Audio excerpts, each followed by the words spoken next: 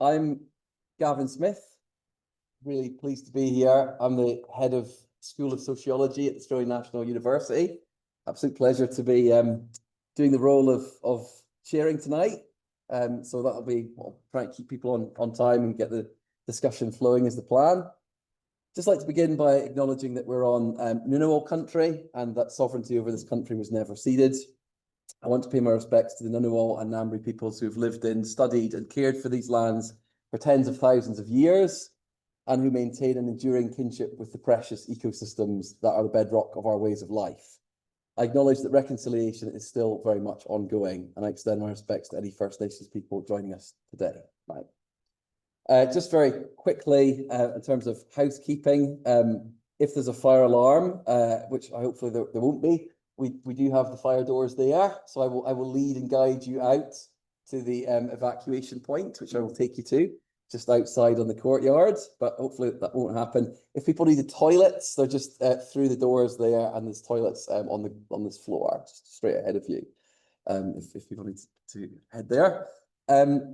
For people online, Tau's very kindly going to sort of chair the online side of things, so please pop your questions in the chat, and Tau will get to them when we get to them.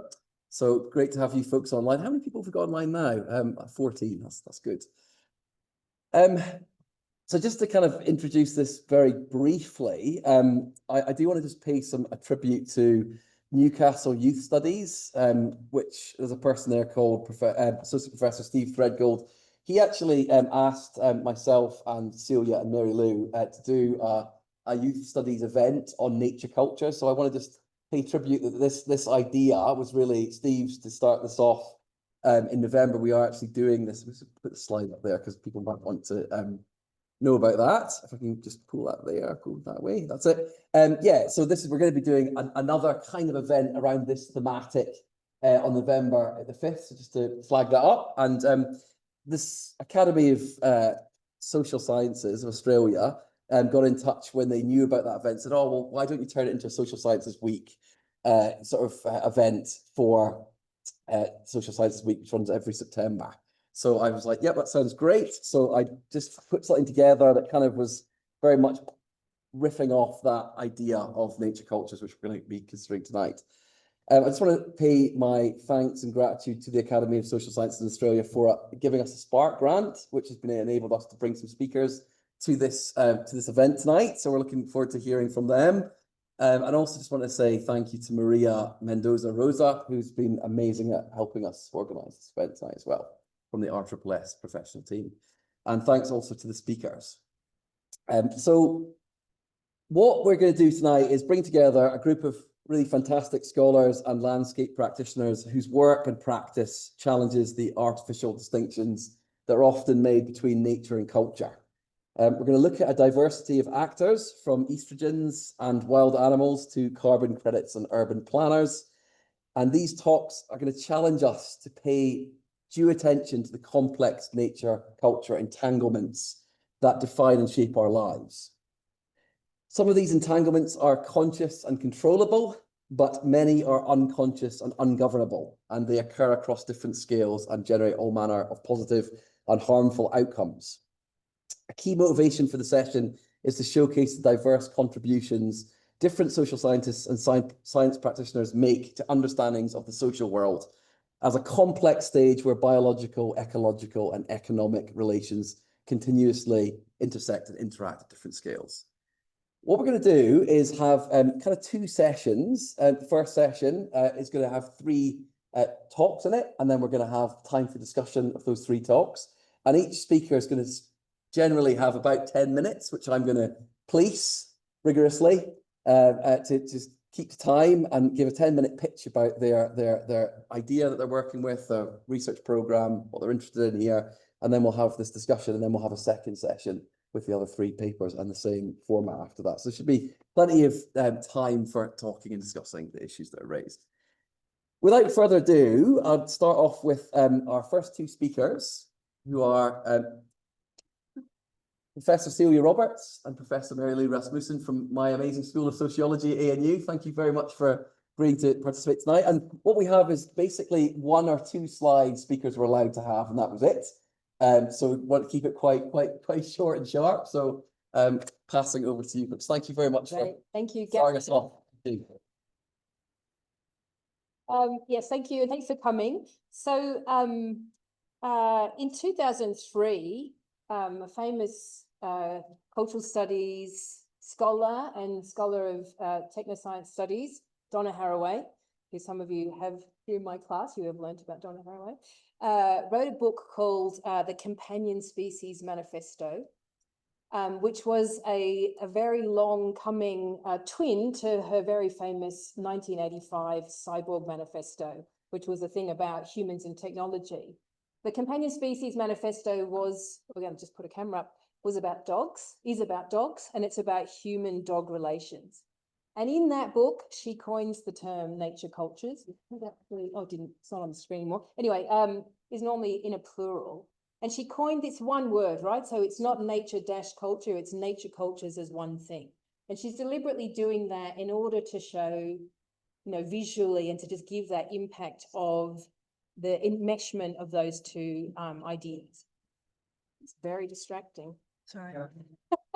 Anyway, I'll keep going. I'll leave it to after. So the point of this word is to disrupt the many centuries tradition in European or Euro-American thought, we might call it, which holds nature and culture as two separate things, right? Sees them as indeed in opposition to each other. The culture is something that takes nature and turns it into something else. We can think of the nature-nurture controversy, a children becomes nature-nurture, whatever.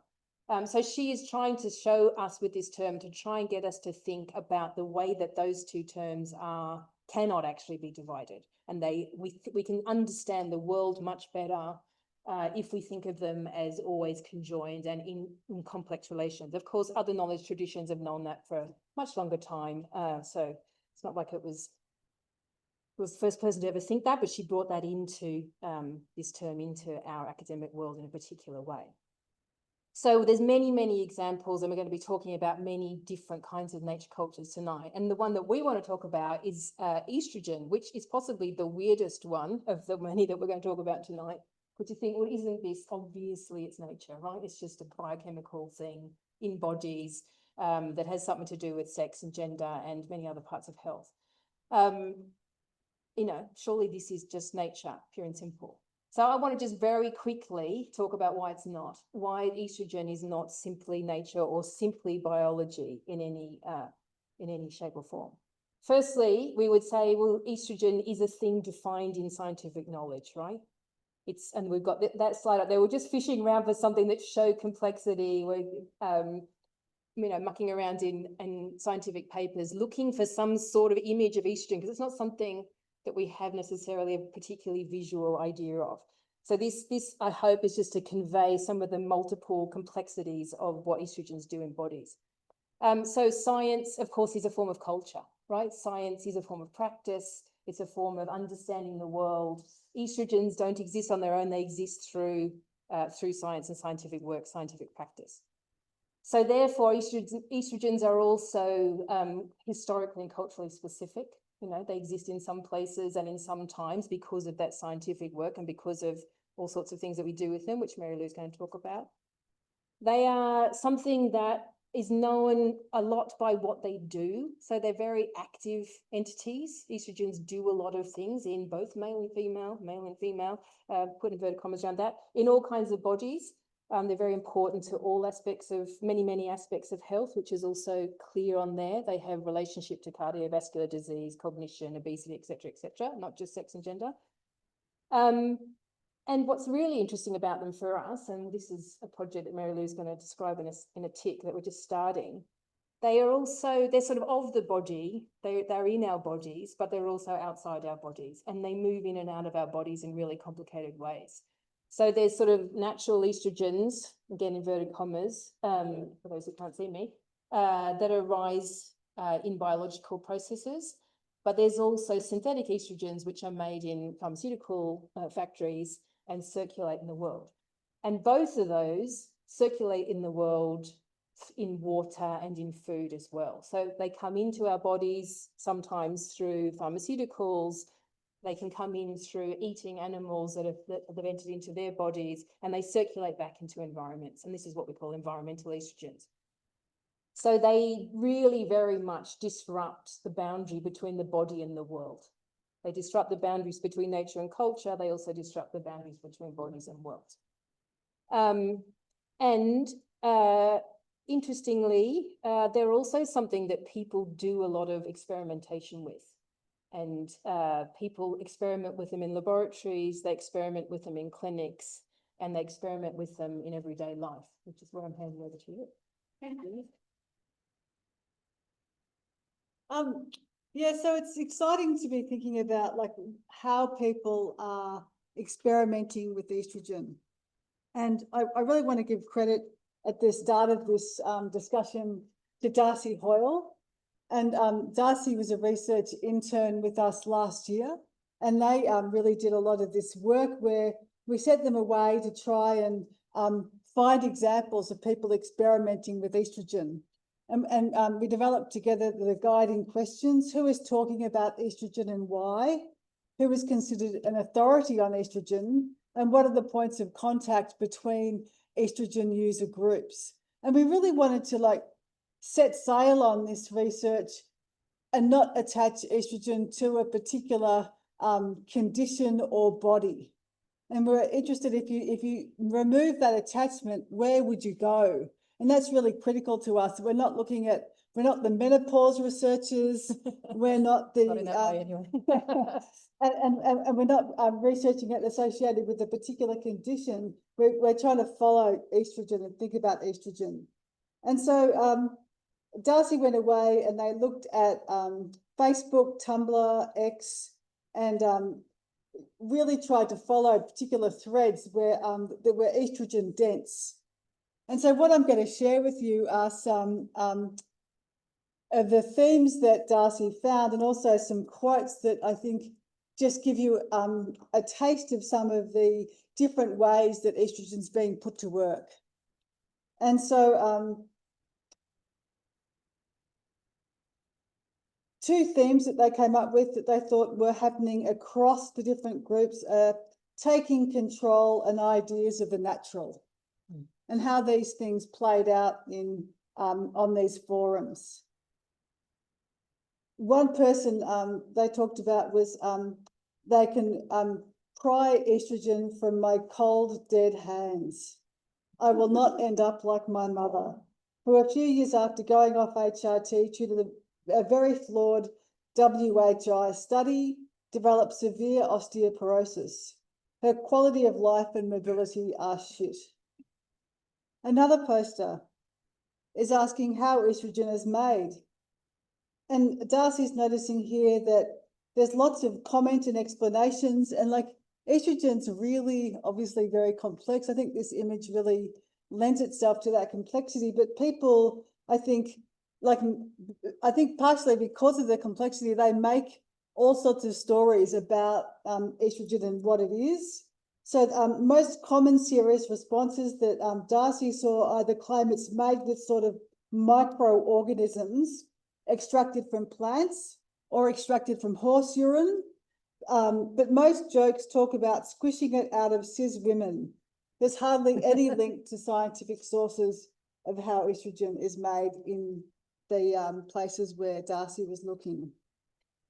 Darcy also saw like ideas about bad estrogen, which produces unwanted feminizing effects for some people. Some bodies, soy boy man boobs was one thing that they saw quite a few reference to. And they argue that bad estrogen is estrogen out of place. So when it's not occurring what people think of as naturally in the body, it can potentially disrupt the natural gender and sexual binary. And conversely, posters were also arguing that hormones are not gendered, and therefore it's okay to go on HRT for any reason and as any identity, which really remind me of Andrea Longshoe's arguments around how we might think about hormones, so long as it doesn't impact your health. And some go further and argue it's okay to go on HRT, even if it does impact your health, as long as you're aware of what's happening. And it's always okay to lie to medical professionals about your goals and identity to get what you want. So it's interesting, like how like estrogen is something which people are navigating in terms of how they're dealing with experts in this space. So one person said that HRT is probably making me a little bit unhealthier, and that's also fine. Health can be important, but the ideology of health doesn't need to be reified. And finally, in a sissy subreddit, it seems to be a kink where people act, present feminine during sex. This poster is arguing that other sissies should start taking estrogen to increase sexual pleasure, breast growth, greater satisfaction, change of mindset. So there's lots of different debates about who should be taking estrogen, why and how, and in conversation with what sorts of experts. And that's what we're really interested in following. Right. Ooh, okay.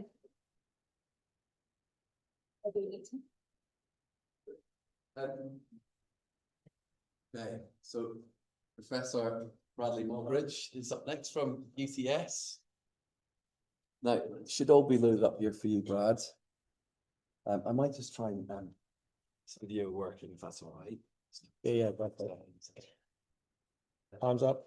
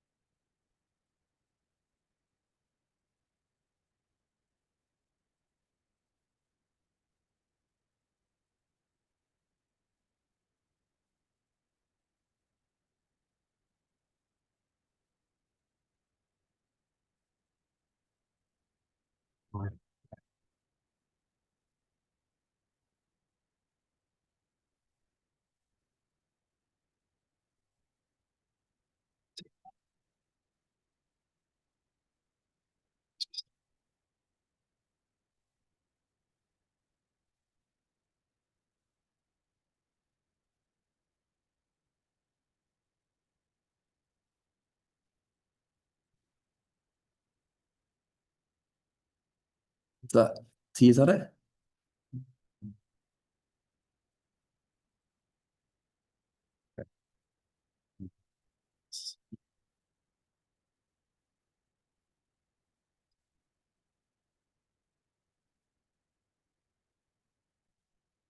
And so which one is it? Is the C615? Okay, so it's the right one. If it doesn't work, I'll Yes, just that was 20. My beard. Sorry. Get there eventually. Yes, I can. Yep, a huge amount of flex, unfortunately. All right.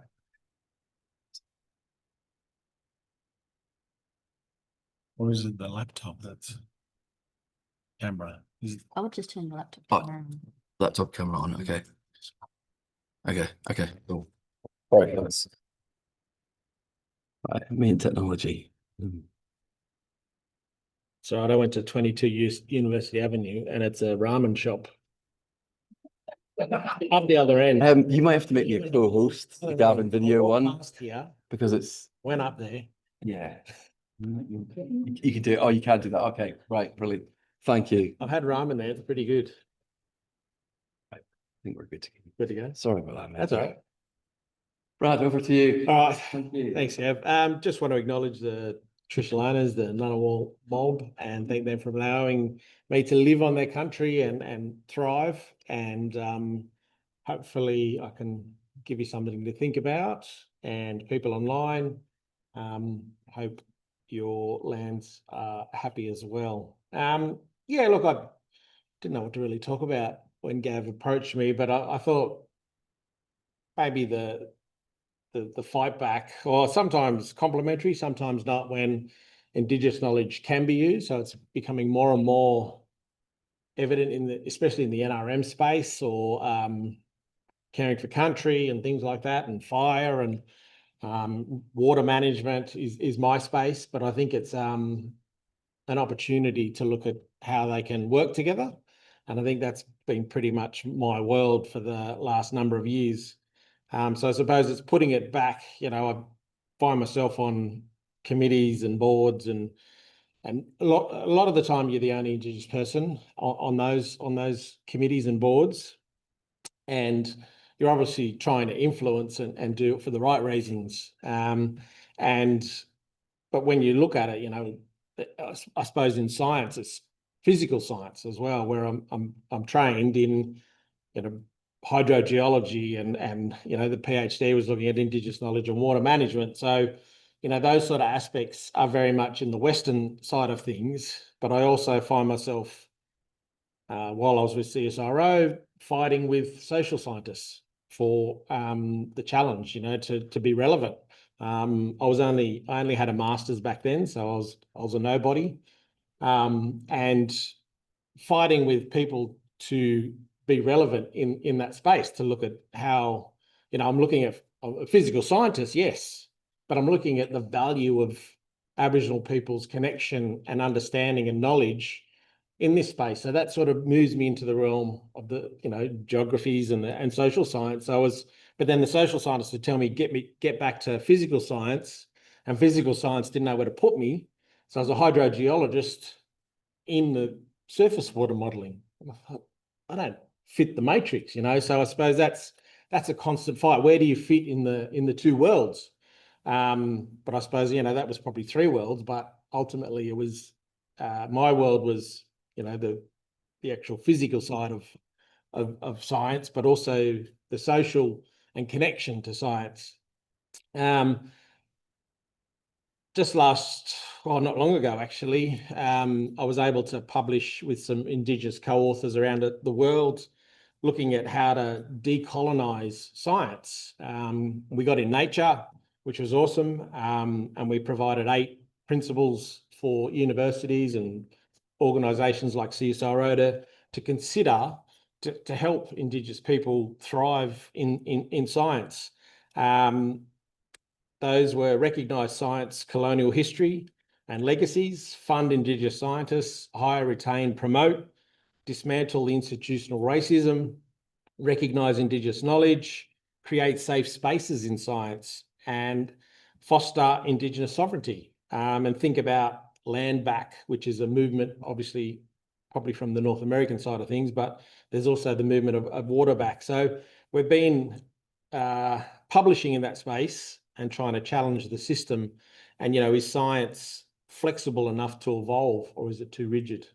One thing that happened last year was the federal government produced the National Science Priorities and National Science Statement. And so within the priorities, priority 3 is Indigenous knowledge systems, which is a great move from the 2017 version, which encouraged Indigenous people to do STEM like women. That was it. So we've got something now to be hopeful for and strive to. But I suppose the aspect of now moving into that world where Indigenous knowledge is becoming part of repairing country, because I've sort of been saying we need a 237-year recovery plan for country, but sometimes the clash between Western and traditional knowledge, I suppose, is still there. They bash heads sometimes. Like an example could be, when is the right time to burn?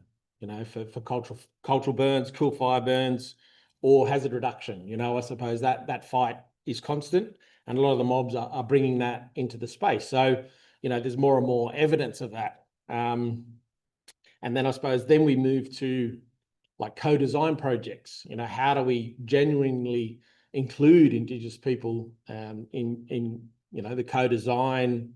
What are the other co's? Co-design, co-develop, co-delivery, co-author, so you're moving into that space.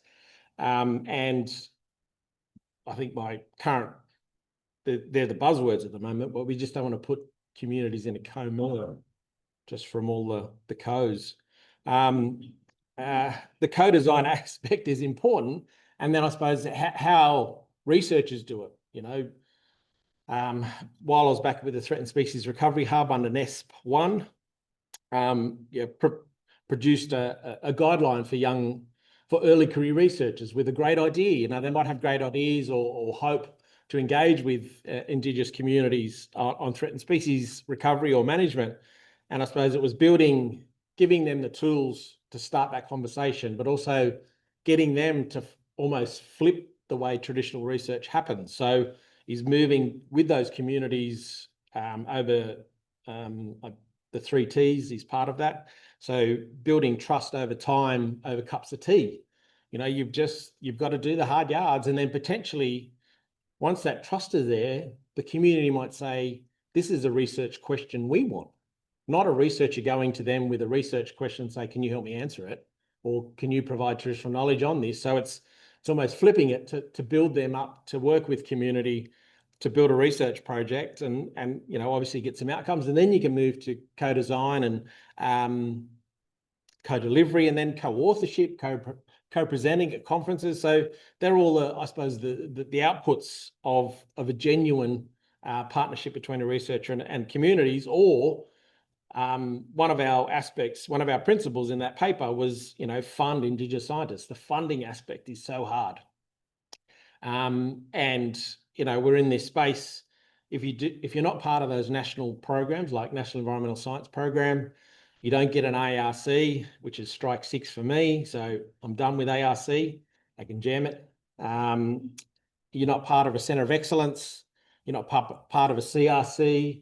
So I suppose, you know, where do you find those opportunities? And, you know, for me, I've sort of now moved into that climate space. So producing evidence in climate science, but also engagement in Indigenous knowledge. And, you know, IPCC in Assessment Report 6 had 1 mention of Indigenous knowledge. And then in the build up to AR7, which we're in now, which will be published sort of late 2028, 29, there was 18 mentions of Indigenous knowledge. So the IPCC has started to evolve and mention that.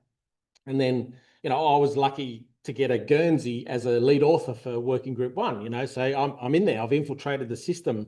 But I think if you don't find funding to get the research done, how can Indigenous scholars excel in this space? So if you do not have published papers in this area, you've still got a window till probably early 2028. If you do not have that published, you cannot be considered as a lead author. So, you know, those barriers are there. I think then the opportunities now in research as well are sort of evolving.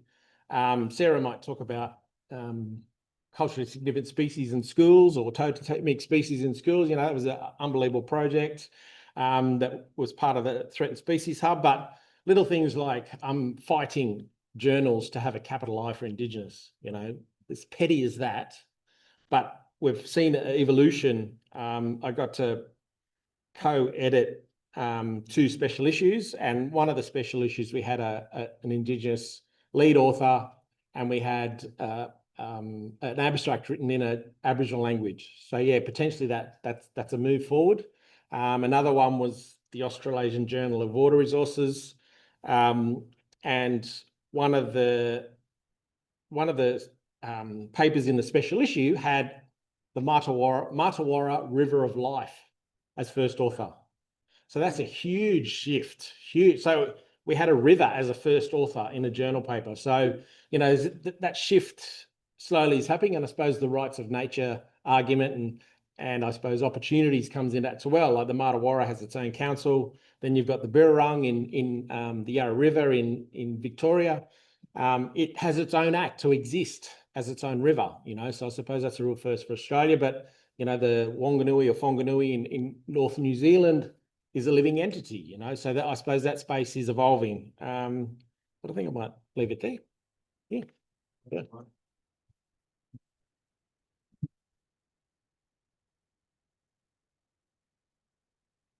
Hey, Lisa, Dr. Jason Cummings from the Woodlands and Wetlands Trust. So I think you should just be able to go click on the next one and you should be ready to go. Thank you.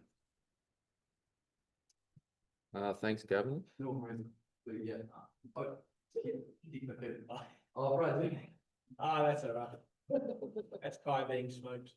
Kai. So I'm also the CEO of Ginderry Conservation Trust, and we have a small Aboriginal team working on country, and they're very good. I've only got one slide. I kept a script as instructed, thank you. But I got 7 elements on it, so I thought I was being pretty sneaky. I'm really going to be talking mostly about my experience of the last decade and a bit longer, trying to reconnect people with nature and give them opportunities to connect with nature. And some of the comments from the previous speakers about ecocultures and valuing different knowledges. Yes, I've got a PhD, but I'm definitely not a scientist anymore. And Gavin and I often struggle with who has the knowledge and who has the power and who has the experience and who's actually making these decisions about what we do with nature and what we do with wildlife in our society. And it's been a very insightful experience to go through this journey over the last decade. So I'm probably going to go off track because my mind's been spinning based on the last 2 talks, but mostly I'm reflecting on the experience at Mulligan's Flat Woodland Sanctuary. Many of you will have heard of it. The provocative phrase there of good nature.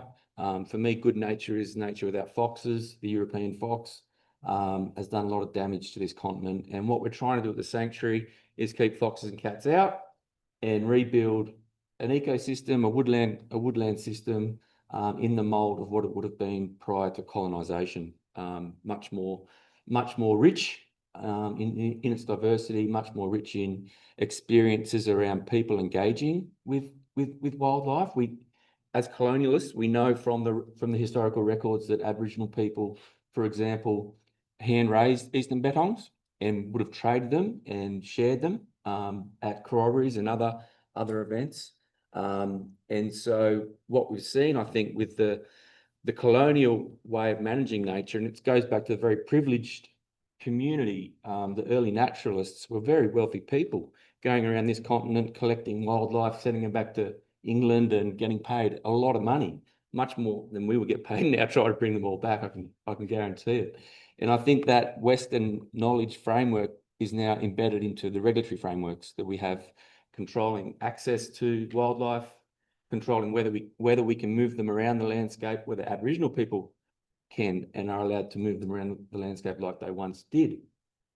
And I just reflect that the people making those decisions or controlling those decisions often don't have the level of experience that the practitioners do on the ground, actually managing these wildlife. And I was reaffirmed and reinforced in that opinion when I attended the Australian Wildlife Rehabilitation Conference a few weeks ago in Canberra.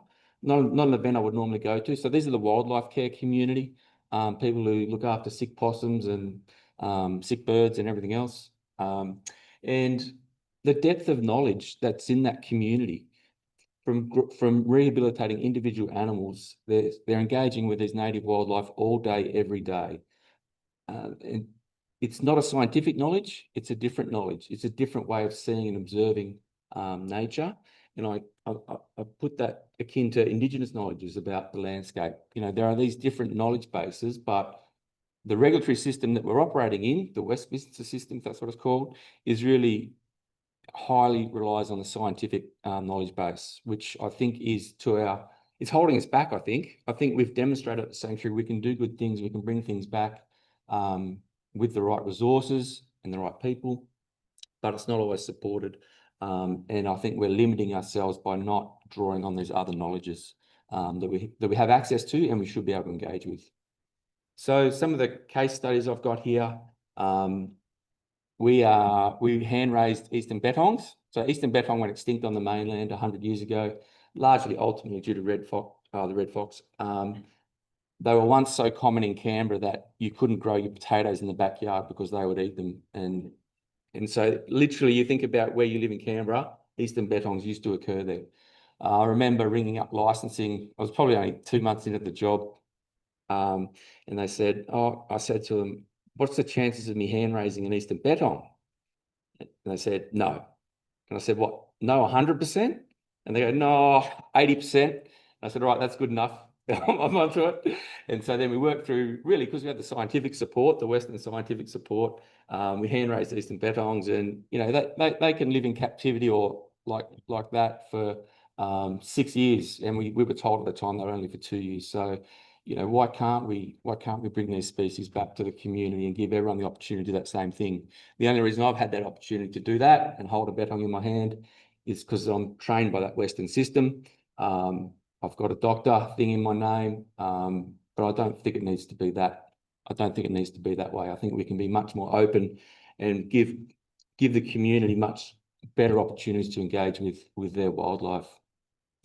So the image of the turtle at the bottom of the screen there is another insightful one for me. We run a program called Turtle Patrol.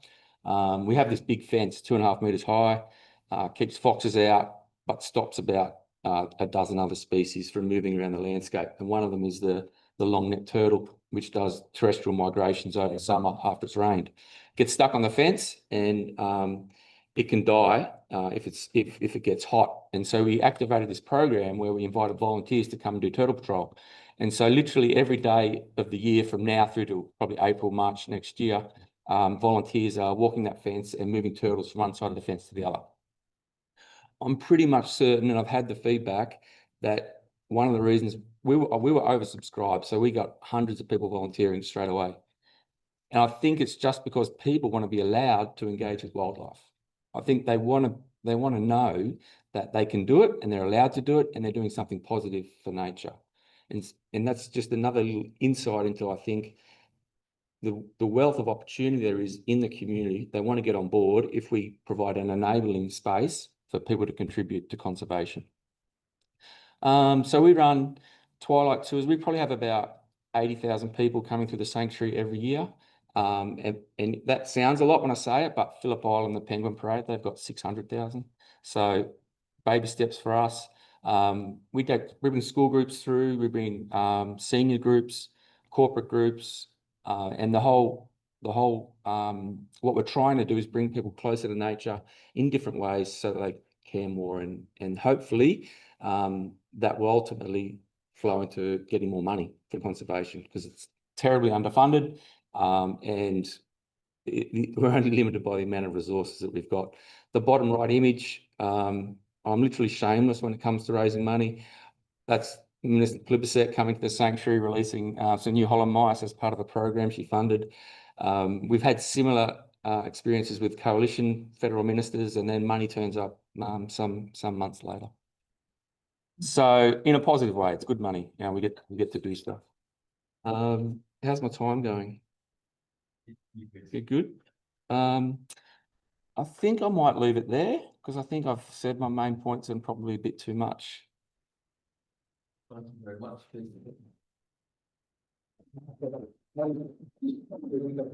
Cheers. It might be worth you folks to come. Yeah, that's all right. Yeah, I just really catch the microphone for people.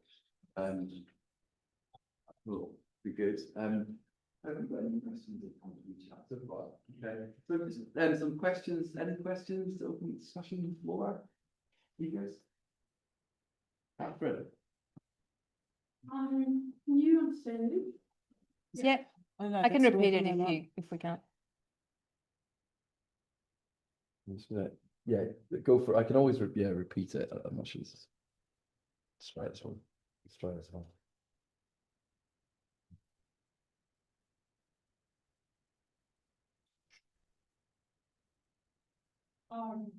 Sorry.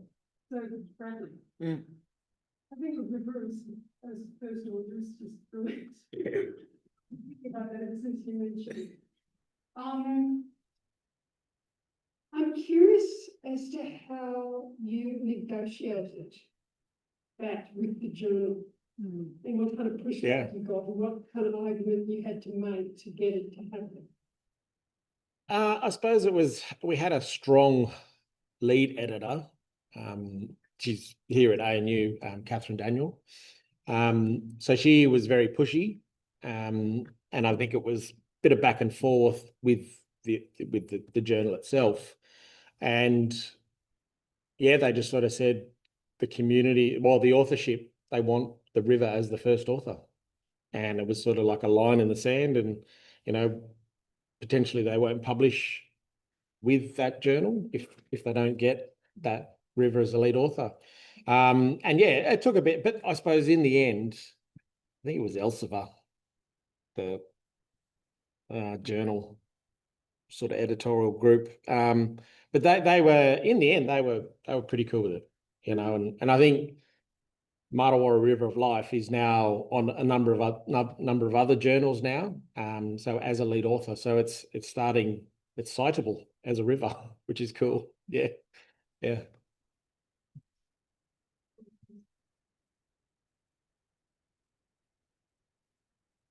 I'm not too sure. Yeah, like I don't know if like the Whanganui in New Zealand has actually been a lead author. Because I know that rights of nature and sentient beings and all that, like the Ganga in India, it has now its own rights. I think there's a mountain range in South America. So there's a few little things popping up, but I'm not sure whether, and you've got someone like Professor Anne Polina, that's her country, Nicanor. Fitzroy River is its Western name, but I suppose she is a hard advocate for her river. And you know, I think she's done 2 PhDs and 4 masters. She's a freak of nature.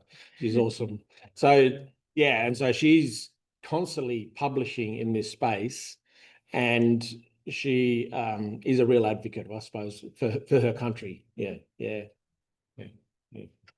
I'd just add that so I live right near Mulligan's Flat. I live right near. So we've done turtle rescue. We've done the frog count. So we've been part of that citizen science. And we also brought some Yaru from Broome to Mulligan's, to Mulligan's Flat. And they're thinking about a predator-proof enclosure like Mulligan's is. But I suppose what got them excited was they realised that they were the only people on mainland Australia looking at a bettong, unless you're in Tasmania. So they got really excited about that because they've got the big parenti, the big goanna, and they've got the cane toad coming. So they are looking to have that. But I suppose seeing Mulligans at night and the bettongs and bushstone curlews and things like that, they got really excited. So, you know, I suppose that impact was positive in that regard. Yeah.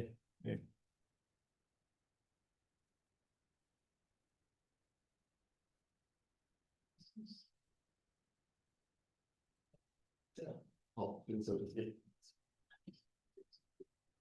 I mean, on the subject of Mulligan's Flat, I think I just wonder, you know, what's next? I mean, you've done this thing in this sort of little experimental, it's not little Bunno, but experimental plot. But you know, this is bringing nature back to Canberra in a way that sort of is like a dream. But what is your what is your dream for the next steps? Is there ever going to be an outside the fence? Yeah, good questions. I guess there's a few scales to answer that. There's within the sanctuary itself, there's a pipeline of 6 at the moment, future species that we could bring back. So there's that practical ecological research that ANU leads that we can get on with. What you've alluded to, there's the beyond the fence. Like if as a nation we decided to deal with the fox problem, we could pull the fence down. We wouldn't need a fence in our landscape. Cats elsewhere, you might still need fences.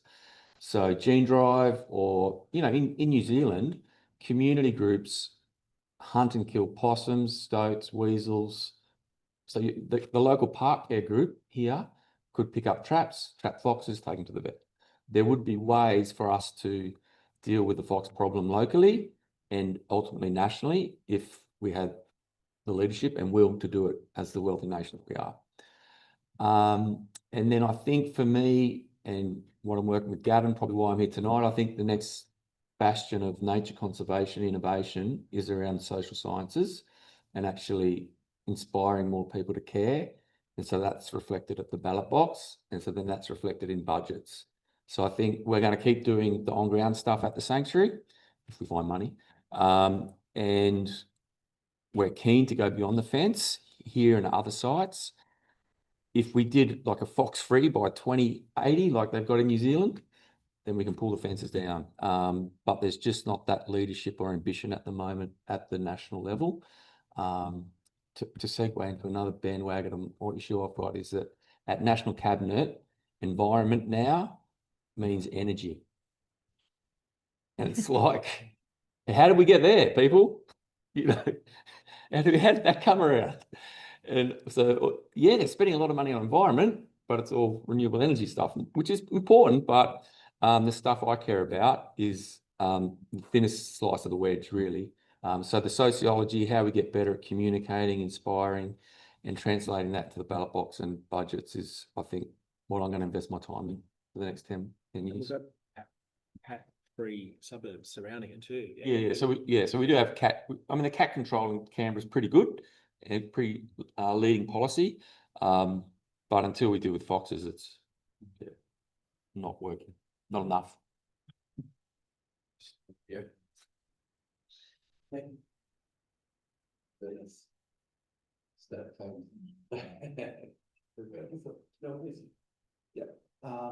Hi, I'm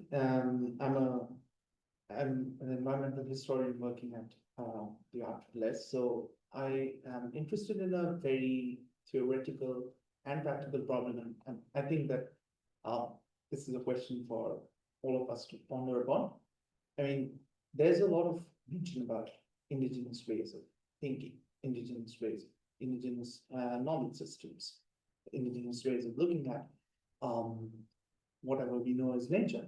But how do we know, like, what exactly is indigenous knowledge? I mean, can we really talk about indigenous knowledge as something which is completely uncontaminated by Western systems? And because we see, especially when we deal with history of, say, South Asia, which I'm interested in, a lot of the whatever we term as indigenous ways of life was shaped significantly by its interactions with whatever Western ways of understanding. So can we really have like a homogeneous idea of indigenous knowledge? And if no, then how do we actually deal with these interactions? Can we really have that binary? I think since we are challenging that sort of a binary between nature and culture, it's also worth thinking about this particular binary between Western systems of knowledge and indigenous systems of knowledge. So, yeah, that's a good one. I suppose the bit of history 101, indigenous knowledge was taken from day one by the colonizer. Its colonial model is proven around the world. It does what it does. Take the culture, take the language, take the identity, and you're all the same. And then try to make you white. So I suppose that's the model of colonisation that's worked. It's magic in Australia, and they use the same model in Canada and tried in New Zealand, but New Zealand fought a bit harder, the Māori. But I think, and then once you move into that realm, Indigenous knowledge, Indigenous storytelling is seen as myth and legend and fiction rather than evidence or thousands of generations of observation. So like a climate change example is the mob in Port Phillip Bay in Victoria, and it would have been the same on the East Coast. When sea levels started to rise, they still tell stories today of moving to higher country because there's even ones in the bottom of Sydney Harbour. There was a mob down there, and it became a flooded river valley. And then where Sydney is today, that's where they had to move up to when the Parramatta River flooded. So I suppose those stories are still told and retold. And I suppose the challenge is that science has to validate that. And, stories of volcanism in say, Western Victoria, that happened 37,000 years ago. The Budgebim, Victoria, Gunditjmara. So that's a story that is told and retold. And there's one in southwest Queensland of rivers of fire. And that was 7 to 7 to 12,000 years ago, that volcanic eruption. So, you know, science is a tool to validate that, but I suppose when it gets to the point where it's the elders validating knowledge rather than the academy, that'll be a shift in the space. So, but ultimately, I would see Indigenous people leading research, and you're coming from because I had a recent project in Western New South Wales, and we had 2 case studies, one in Western New South Wales and one in the Fitzroy catchment in North Queensland around Rockhampton. And we created an Indigenous research methodology, and the community said, "What's that?" Because, you know, they're terms they'd never heard before. And I suppose really what it was us as researchers. We had a group of Indigenous researchers. We'd constantly turn up. We wouldn't just visit once. We'd sit by the river, sit by the wetlands and talk. And I suppose it was then, so it's building that trust and that relationship on a way to where they're ready to talk about their challenges in their country. So, you know, those sort of aspects have to be done right. And you get to the point where we had a database of cultural indicators that could inform drought policy in Australia, but we left that with the community. That's theirs. They get to use that information. We had, you know, maps. We developed curriculum with this community. So I suppose it's doing it the right way as an Indigenous researcher. The other challenge is if I do it wrong, I will never work in Aboriginal affairs again, because we have a thing called the Aboriginal grapevine, and it's faster than the NBN. It'll be in WA in no time if I do the wrong thing, you know. So it's in our best interest to do it right. But I suppose that the challenge is that we're seeing more and more Aboriginal and Torres Strait Islander people move into this sort of research space, and you know they're going to be learning their art of research, but also they're 24/7 Indigenous. They'll see the community at the shops or walking down the street, and they'll be talking about the project. But non-Indigenous people potentially might not have that aspect.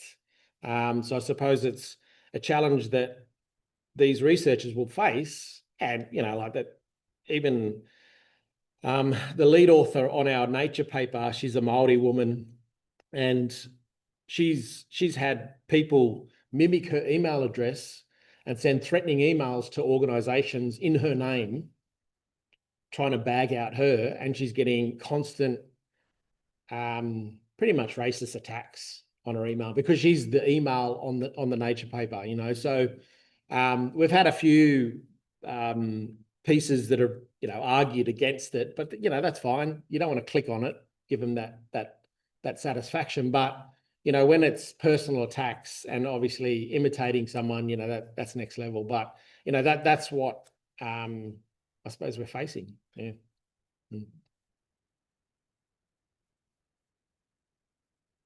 I might just jump in with a quick question, if it's okay, for all of 3 of you. 4 people.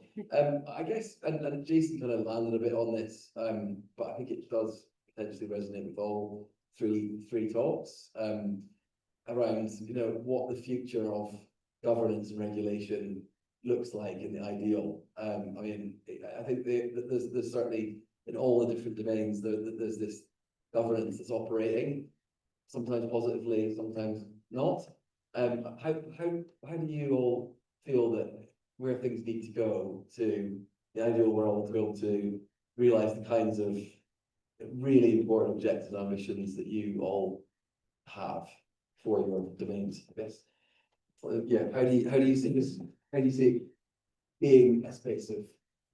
I think first and foremost there needs to be reform, and if you talk to any government official, they're going to agree with that.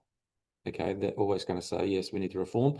I'm not sure Aboriginal people in the territory are even allowed to collect resources legally. I wouldn't be surprised if they're not allowed to legally. It strikes me that you can go out and catch and kill a cod, a native species, but you get tied up in bureaucracy for 2 years trying to release a bettong into a sanctuary. Like that, just to me, there needs to be a rationalisation around, if we believe in these policy objectives of reconnecting Aboriginal people with country and giving them access to resources, if we believe in policies around rebuilding ecosystems, then we need to update the regulatory system to provide a much more enabling environment to get this stuff done. Otherwise, people are too scared to try. You know, that hand raising the Eastern Beton, the hoops you've got to get through, most people wouldn't even know the hoops exist, let alone who to talk to, let alone what evidence you've got to come to the table with. So it's just so top heavy with bureaucracy stopping things that it's really disabling, as opposed to the nature conservation legislation needs to provide an enabling framework for positive change, in my opinion. Talked enough. I mean, it's interesting in the sort of medical / pharmaceutical space. Just thinking about the history of that, and the sort of up to the 1960s, maybe it was, there weren't those things. Patient information leaflets didn't exist in medication, and it was thought that it wasn't a good idea for patients to know about side effects of medication. So that's a really new thing. And now we know so much, and this is this sort of incredible democratization, not using that unproblematically, but information's out there. And this is what Mary Lou was talking about. I mean, people are taking pharmaceuticals into their own hands. They're literally making their own estrogen in bathtubs in households. I've got a friend whose trans daughter lives in a household like that, and people make their own estrogen and they give it to each other, and she even sends some up to her menopausal mum to have a go. So I think that the sort of lid's off in that respect, which is sort of scary if you're risk averse, because you start thinking, my God, like what could happen? We know, and that slide showed you estrogens can have lots of really complicated effects that you maybe don't want. And do people know enough? I guess that's the question about environments too, isn't it? Who knows enough to know what is safe? But there's a lot of people that feel that there is way too much control by medical institutions of access to hormones, of information about what hormones can do, and who gets to judge who's allowed to have them or not. And I think that is a really, really important fight that lots of feminists have been involved in, lots of queer people have been involved in for a really long time, and it's very much an ongoing battle.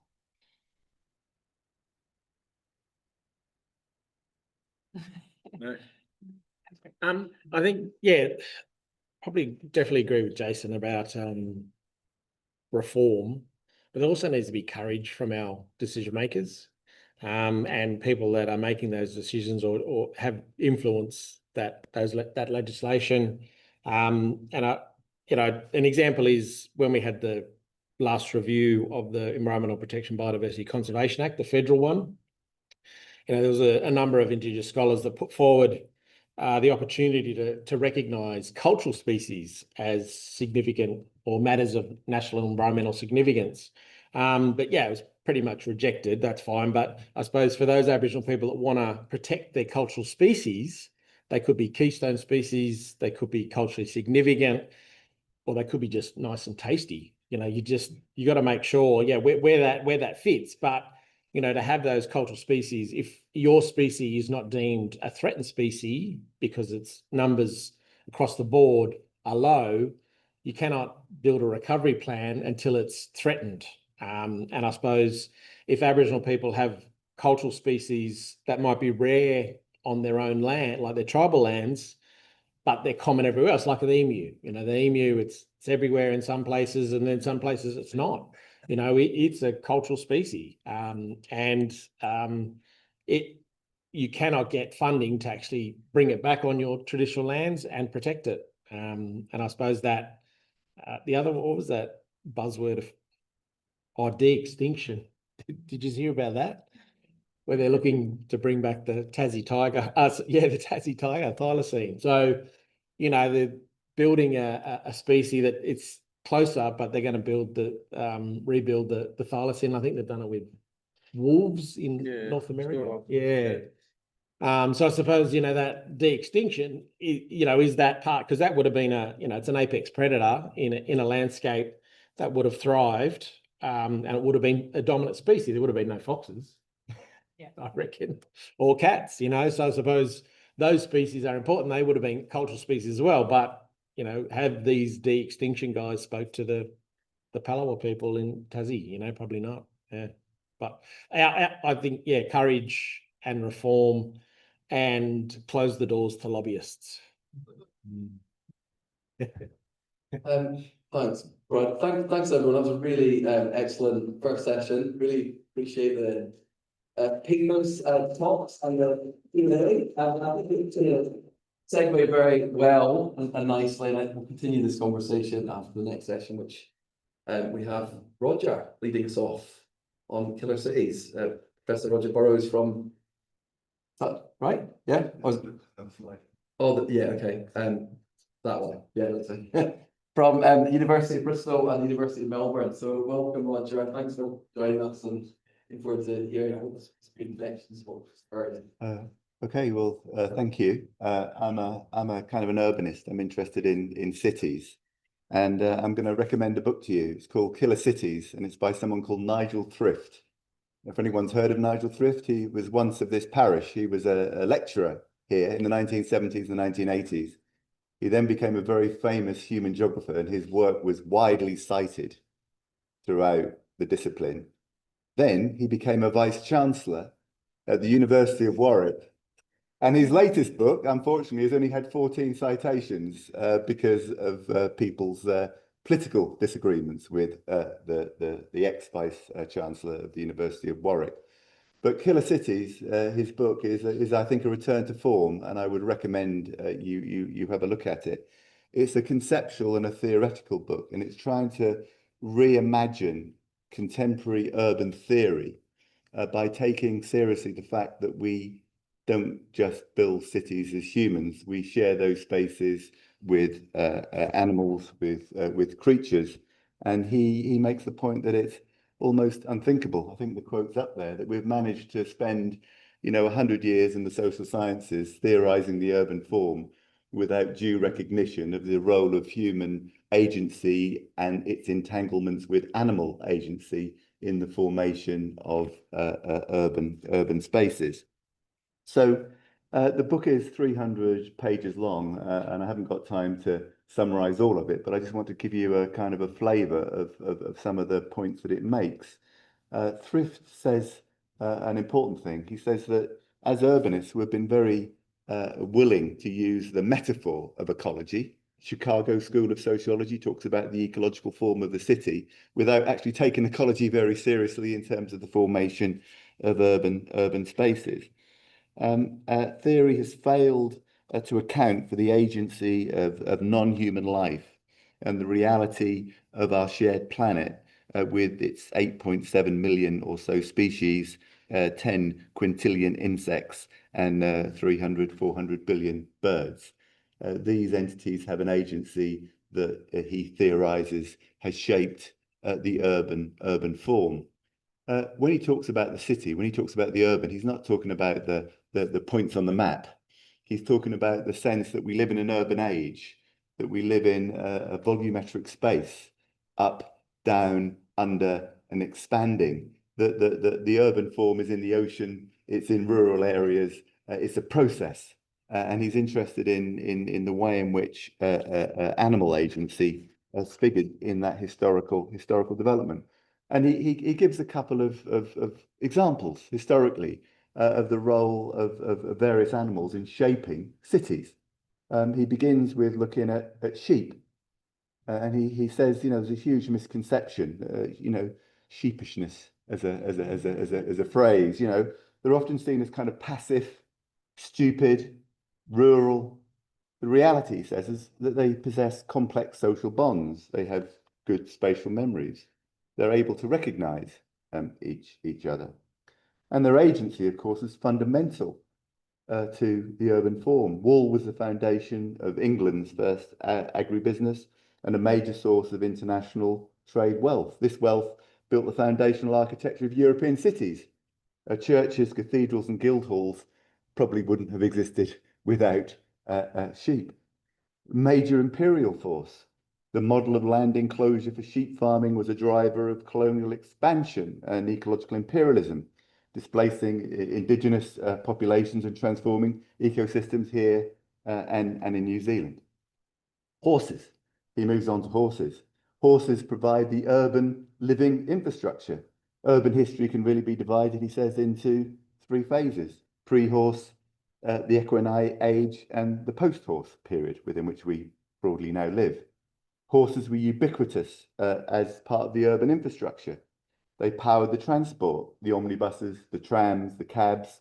They were key for delivery, for waste removal, for manufacturing, for glue, for food. They, in a sense, helped design the city. Their need for stables, for hay markets, for wide streets, the curvature of roads, water troughs, specialised paving dictated the urban form and the economy.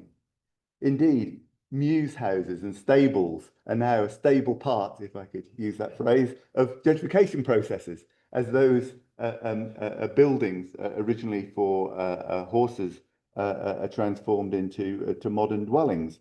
They were key in terms of the formation of particular professional occupations. So in very simple ways, he goes through a number of these kind of creatures to show how they have structured the urban form. But his point in the book, Killer Cities, is that cities have become machines for death. The death of creatures who are no longer, if they ever were, aligned with planning regulations, with the built environment, and so on. And there's a very, very depressing audit, which I'll read some of out now just to get a sense of the book. He talks about the living dead, livestock, for instance.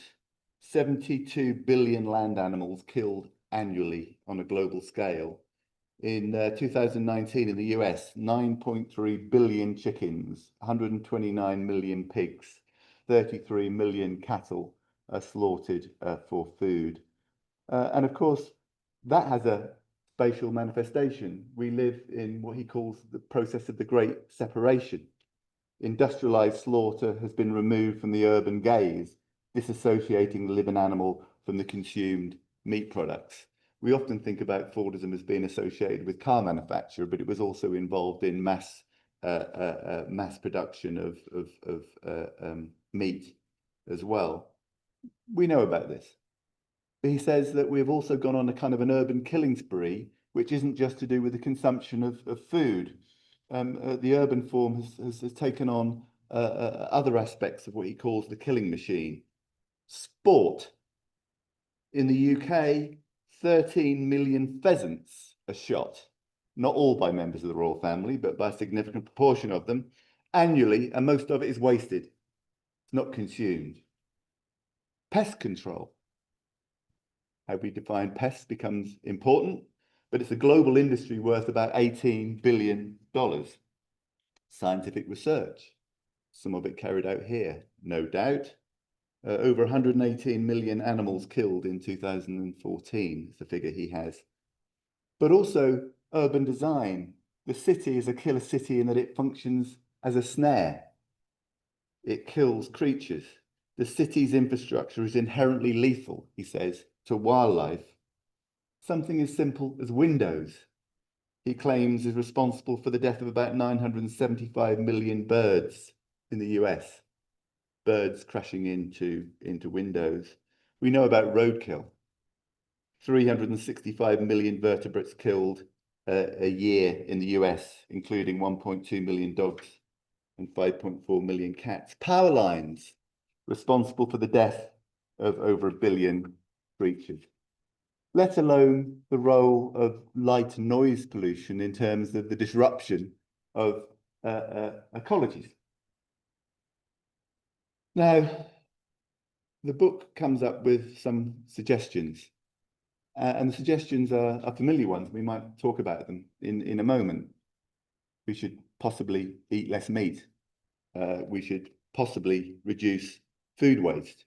In Australia, if that's the figure, about 1.3 billion tonnes. No, it's a global figure. 1.3 billion tonnes of food wasted globally. We should support agricultural practices that welcome insects and wildlife back into farm landscapes. Perhaps we should also, he suggests, think about building cities differently. Mandate reflective glass to prevent bird strikes, for instance. Green rooftops, paint roofs white, bury power lines. rewild, create contiguous green corridors, think about ventilation channels, more parks, more gardens and ponds, introduce urban beehives. None of this is hugely controversial. Reduce pollution, diminish light, generate ways of reducing noise pollution. But his key kind of claim, conceptually and theoretically, is that we should think about the urban space as being occupied by what he calls the human animal. Not just humans, but the entanglement that humans have with creatures. He calls for a need to redefine the right to the city to include all species, foster a new urban imagery, he says, that sees the city as a shared multi-species landscape. Think about it as a hedge, as a trail for life, not as a human territory. Think about ways of connecting and living. And in doing that, he claims, we change the very nature of what it means to be human and what it means to think about the urban form. In focusing on these entanglements with creatures, with other species within which we share this space, we will resolve some of the solutions that we're all confronting. So it's a big book. It's about big structures. And I leave you just with a couple of figures that I thought were really quite interesting in terms of the way in which the urban becomes a killer in a different way. Concrete.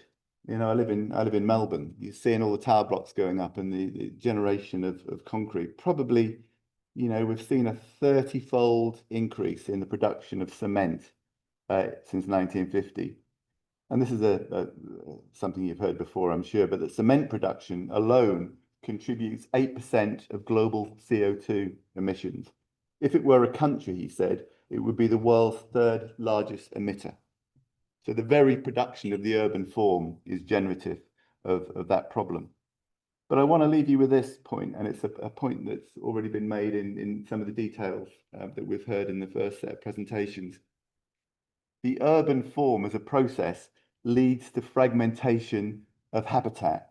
Roads and railways, he says, have split the Earth's terrestrial surface into what he says are 600,000 separate patches. More than half of them are less than a kilometre squared, and only 7% are over 100 kilometres square. And on average, these fragmented habitats lose half of their species within 20 years. We've fragmented the planet, we've segmented the planet.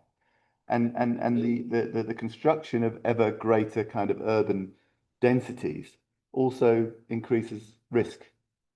Larger, denser cities are more exposed and vulnerable to catastrophic damage from natural disasters like earthquakes or cyclones, heat waves, fires, and they also act as sinks for emergent zoonotic diseases. So in focusing on creatures, focusing on animals, to think about the urban form as a potentially a killer, we begin to reimagine urban theory. Thank you.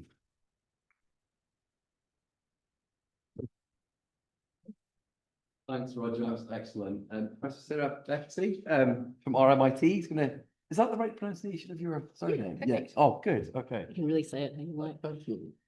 So it should be this one. Yeah, this one here. Just that's it. Perfect. Perfect. Perfect. Thank you. Thank you. And that's such a, I mean, you know, I was a little bit intimidated following your presentation, except that you've set me up really nicely because, you know, I'm talking about how do we move from the killer city to a city of re-enchantment with nature. I'd like to start by acknowledging the Ngunnawal people of Canberra as the traditional custodians of this place, and to pay my deepest respects to elders past and present, and also to First Nations people in the room. And I think the killer cities concept is correct, that cities are facing really unprecedented challenges, you know, to our habitability, definitely to livability. You know, we've got climate change, we've got pandemics, we've got exponential population growth, we've got, you know, cost of living crisis. You know, how do you keep people healthy, happy, connected with each other, connected with nature, has become a really kind of existential crisis.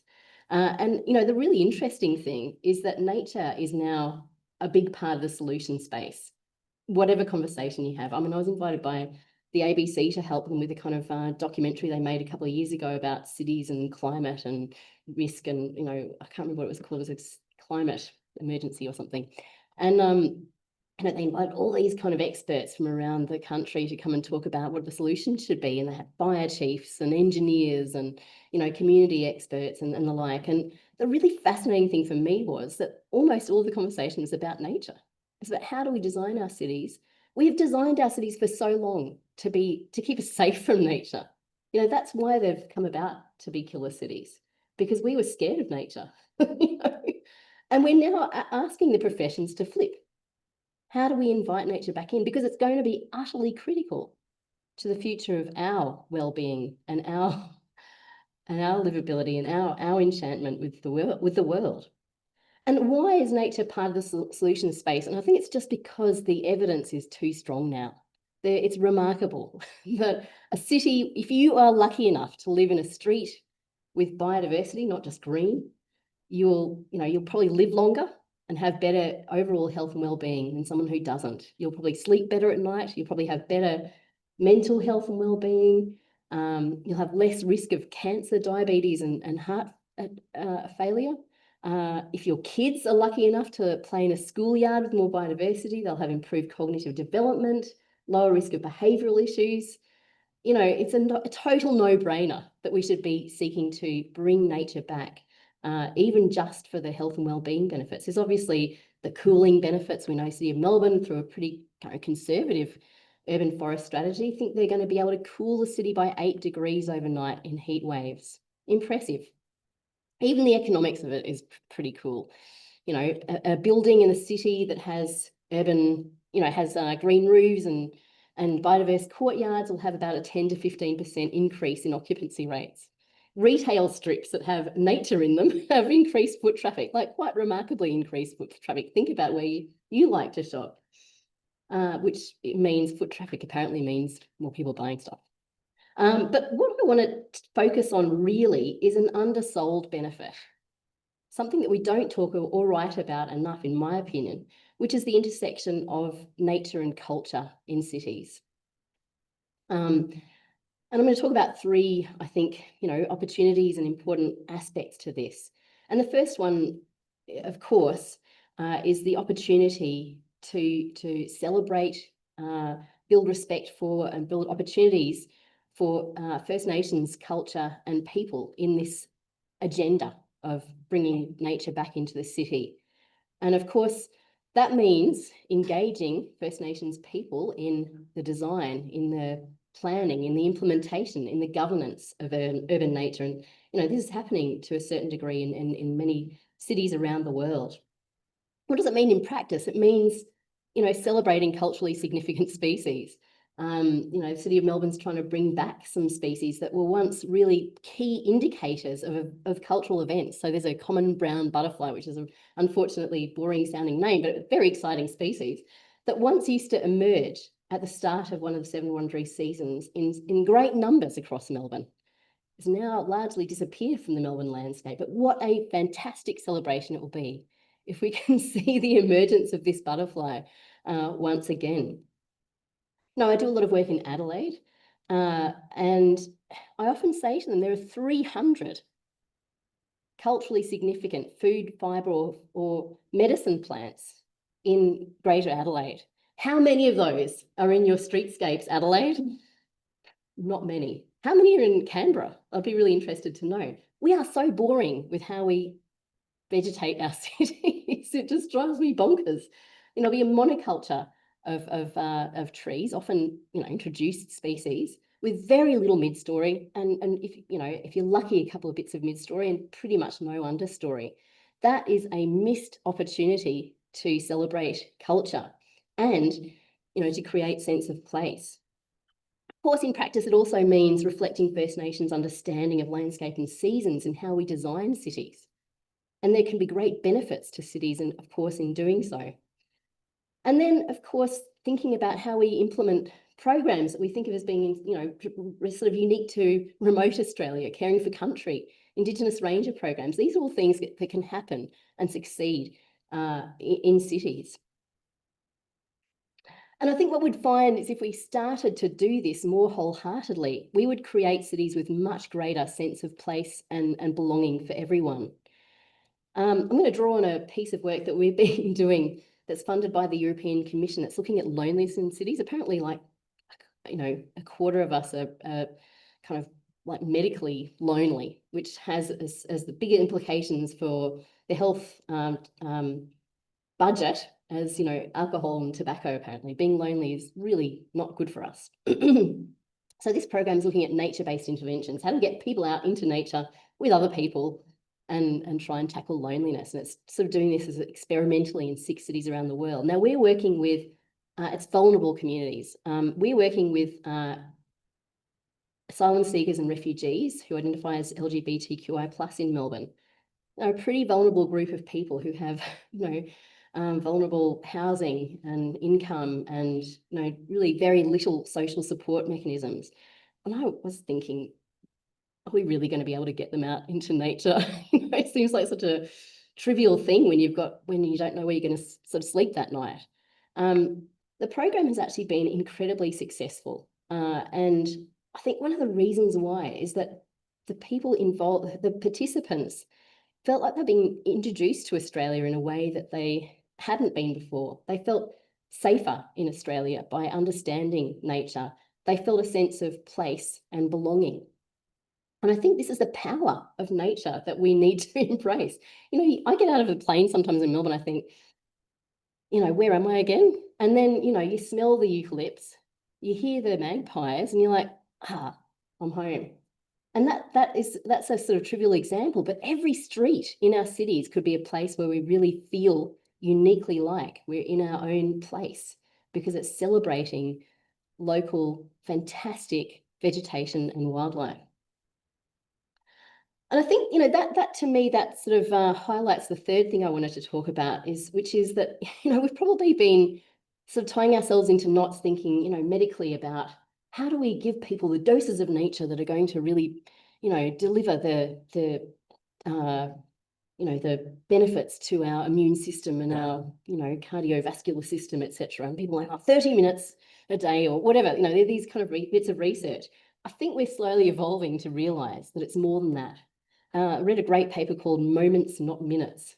And it was really highlighting that, you know, it's the profound experiences that we have that really deliver the health and well-being benefits. You'd probably see that, Jason, in the work that you do every day. And we certainly saw it. Brad and I worked on a really fantastic project with traditional custodians who bestowed a totem species on a school.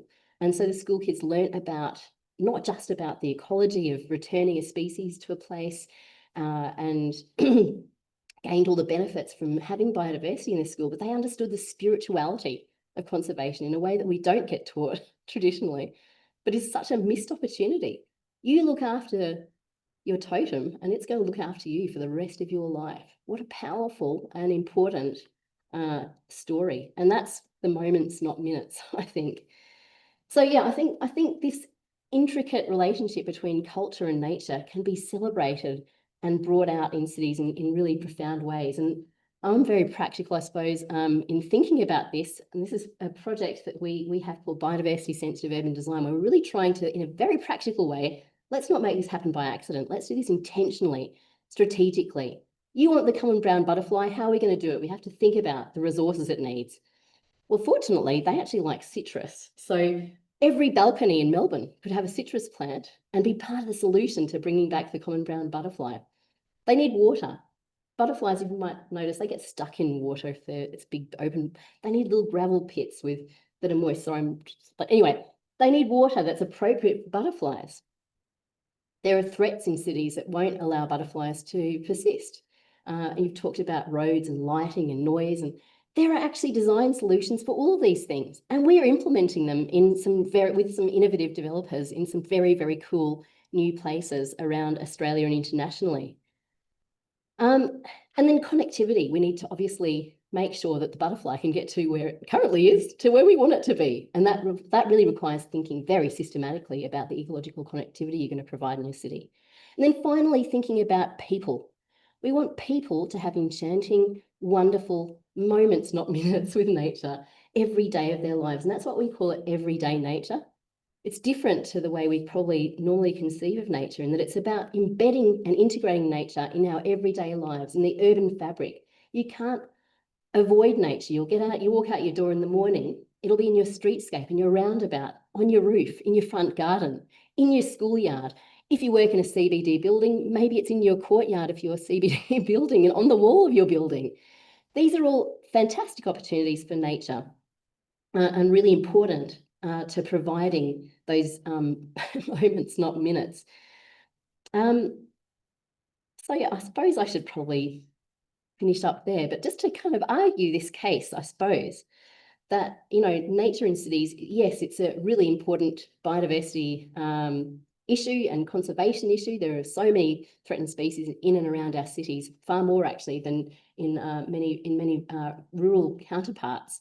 But this opportunity is so much more than just a conservation argument. It's about re-enchanting residents with the very idea of nature. So it's no longer kill a city, but a city of pleasure, enjoyment, re-enchantment, and health and well-being. Thank you.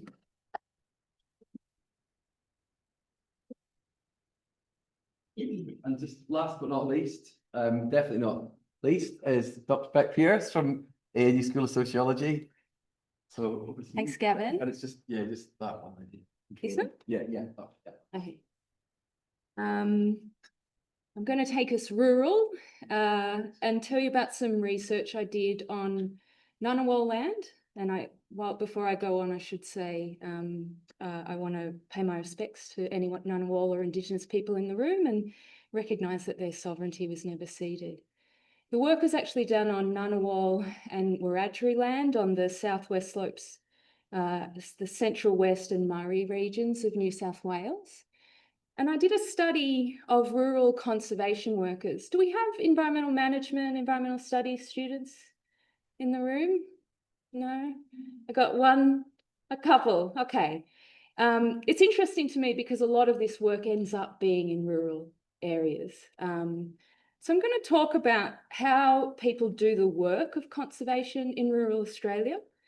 When we think of conservation, we often picture national parks, big landscapes set aside to protect biodiversity, managed by rangers in green uniforms, driving four-wheel drives.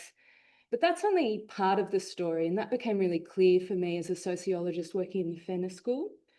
Much of the real work of conservation happens in many other places. We've just heard about it in cities, but a lot happens on farmland.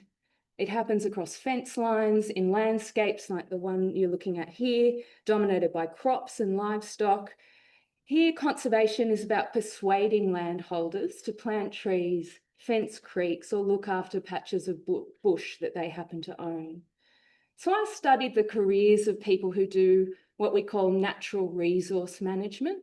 I asked about their labour conditions, their labour processes, what's the stuff of that work, to try to understand it in a similar way to nature culture, as labour and nature all joined together with hyphens. This is a metabolic relationship with nature through our work.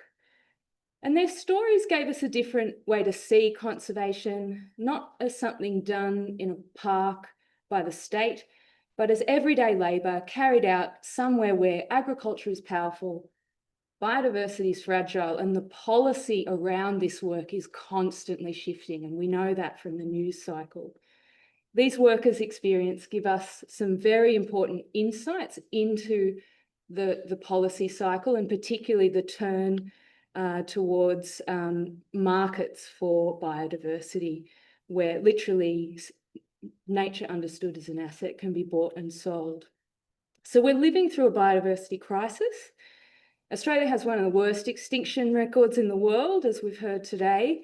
In New South Wales, the woodlands and grasslands are almost gone. And who's doing the work to repair those woodlands? It's often local land care coordinators with groups of volunteers around them, government officers, and people in both science and non-government organisations doing community work.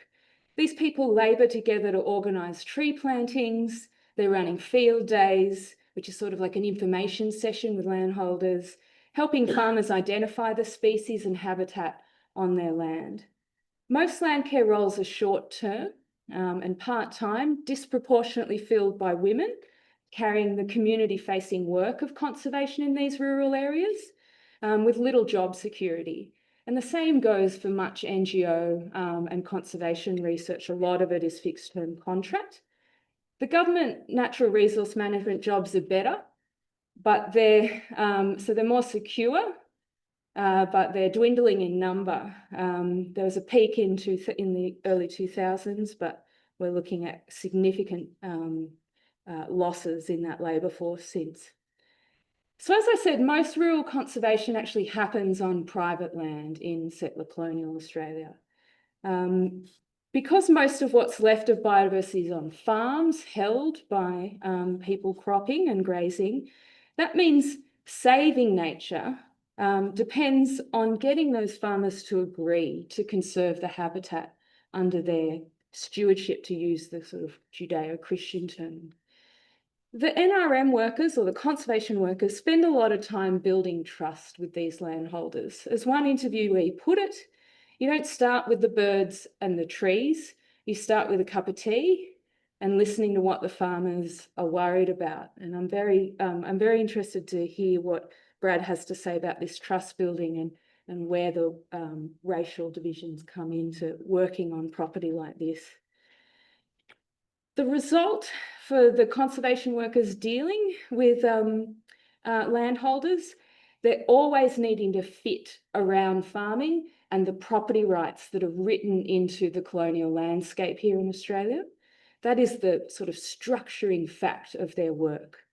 The structure of land titles, the economic pressures behind those agricultural producers are what conservation workers have to work with. I've got a paper out in the process of review that looks at this conservation work as working with white settler property.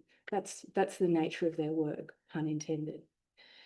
So conservation requires attempts to connect habitats across the private property regime in rural Australia and try to scale up connecting points between patches of land. It's extraordinarily difficult relational work that these conservation workers are trying to do.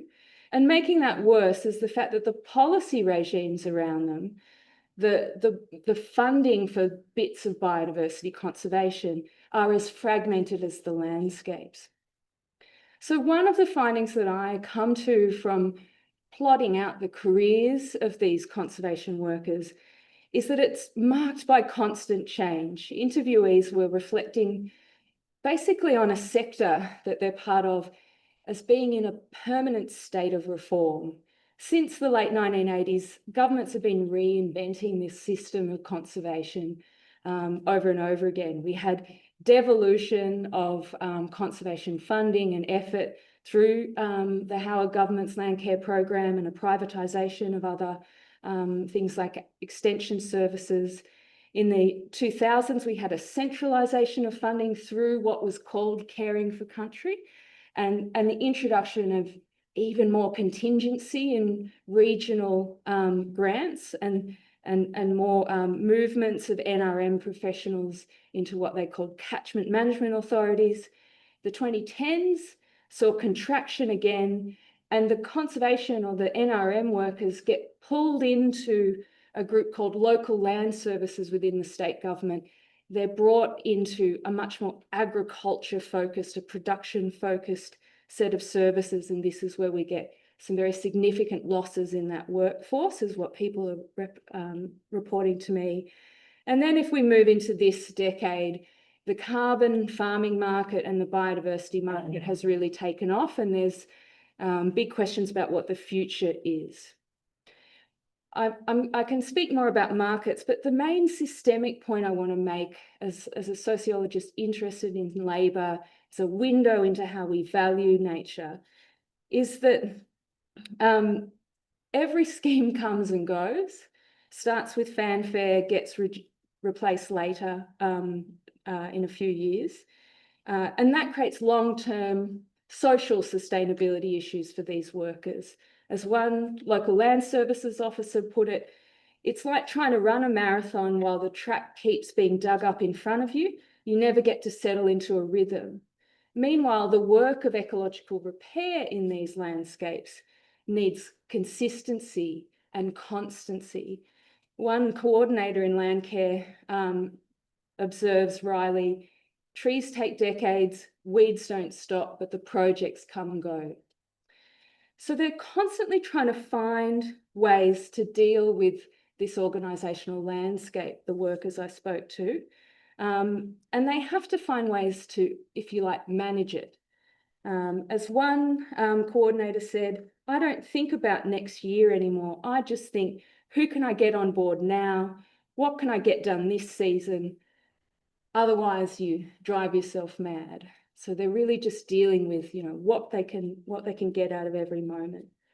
So despite the organisational churn, it's these people and their collective effort that's keeping attempts at biodiversity conservation together. They're the glue in the system. They're the ones that chase the grants, rework the old applications and smooth things over with the community when the money runs out. Their work's practical and it's also emotional, right? They're trying to keep trust alive, both within the sector and with the people that they're working with, particularly as contingencies in the policy regime come up. So now the sector is facing a new frontier, the idea of putting a price on nature repair, the idea of a nature repair market where conservation becomes a commodity to be bought and sold. This has been something I've been looking at since the early or the late 2000s. And when I finished these interviews with NRM workers, there was, I suppose, mixed perspectives. There was a layer of people that felt like it would provide finally steady income for conservation.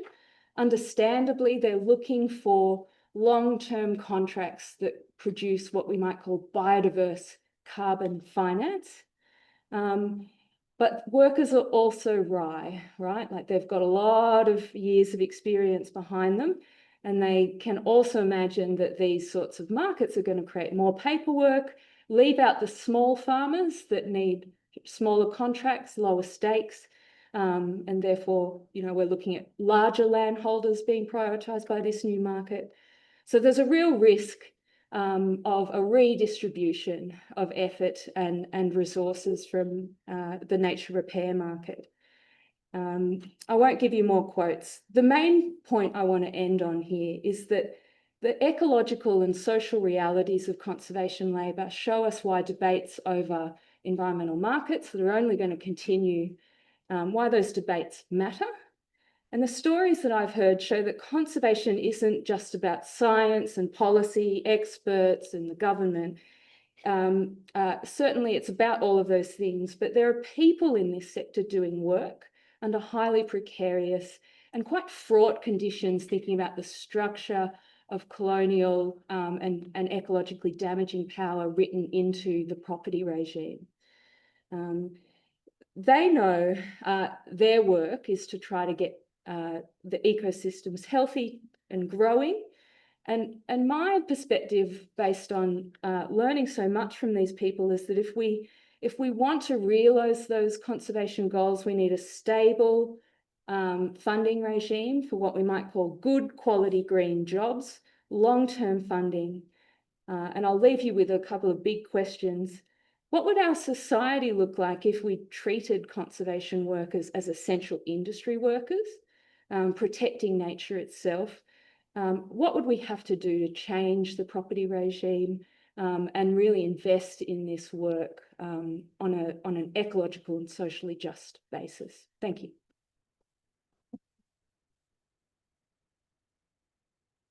Maybe just have the three speakers just at the front again, if that's okay. People ask. All right, so 20 minutes or so. Questions? There's a floor. Yeah, it's about 2 seconds. Yes.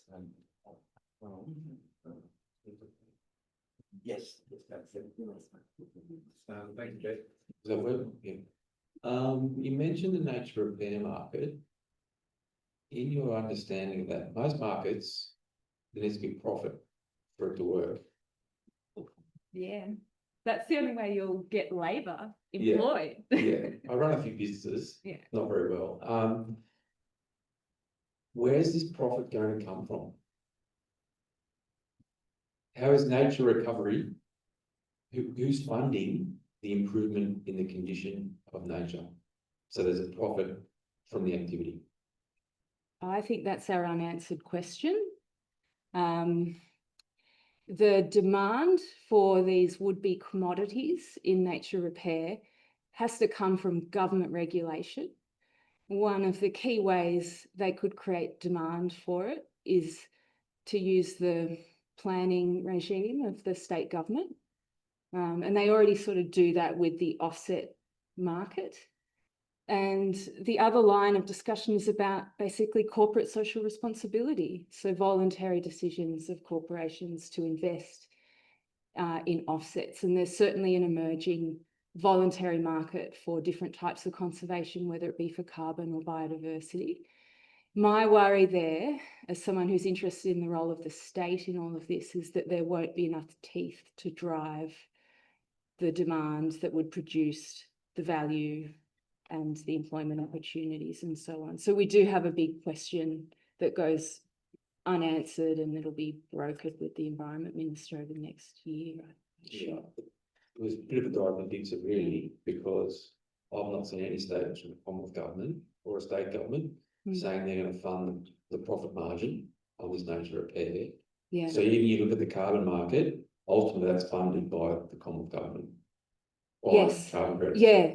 And we've seen no statements about who's going to fund these biodiversity credits. Yes, and I'm reflecting that back to you. Yeah.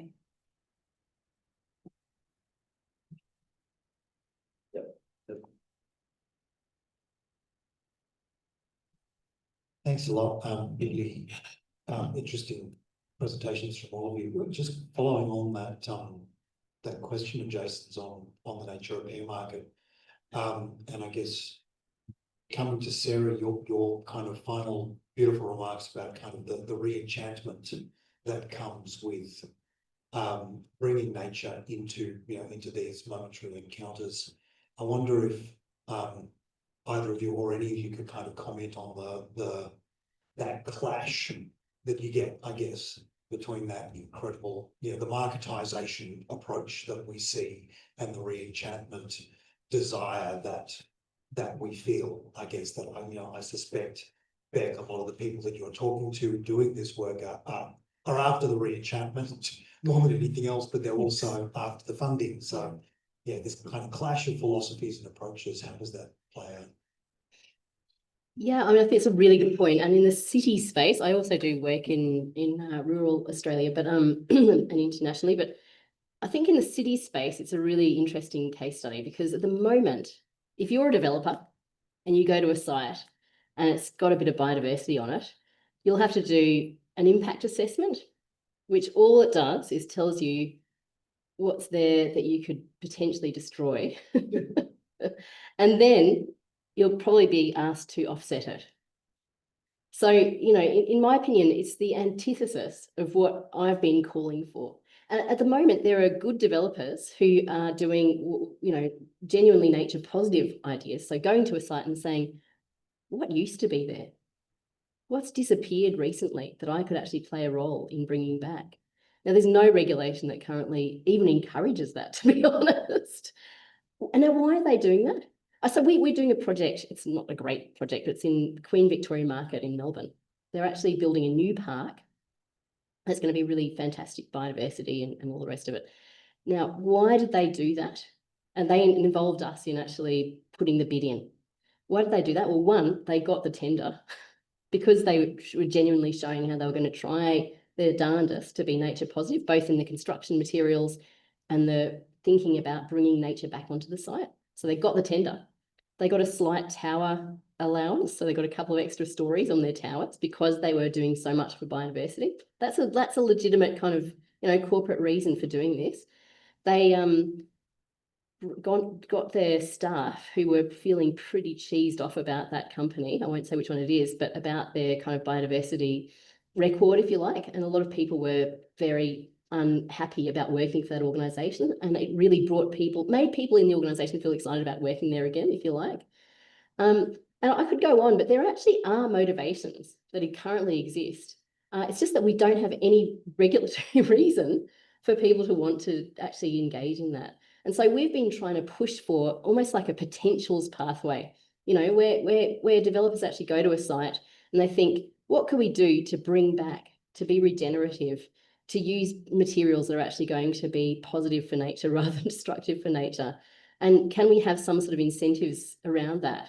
And I feel like that's probably a much more promising pathway than actually trying to rely on offsets to fund a nature repair market, for example.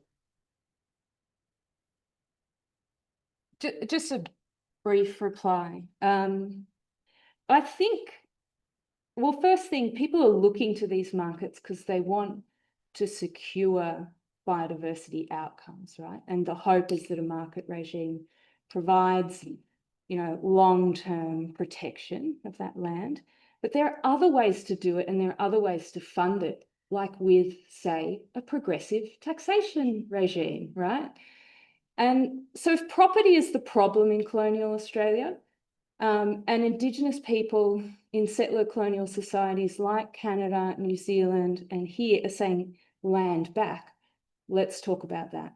Let's put public money into that and fund it out of progressive taxation of the largest polluting firms in Australia. That's another way to do it, right? Do we need a convoluted derivatives market in biodiversity credits and carbon farming offsets?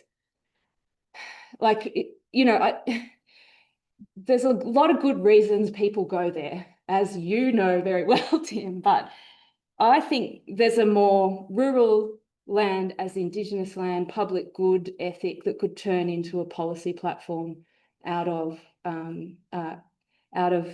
you know, the wreckage of this discussion about nature repair. Thanks.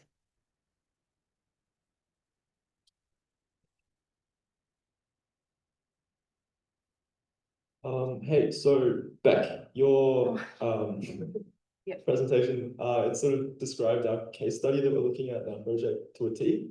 So we're looking at nature-based solutions and their use in flood mitigation.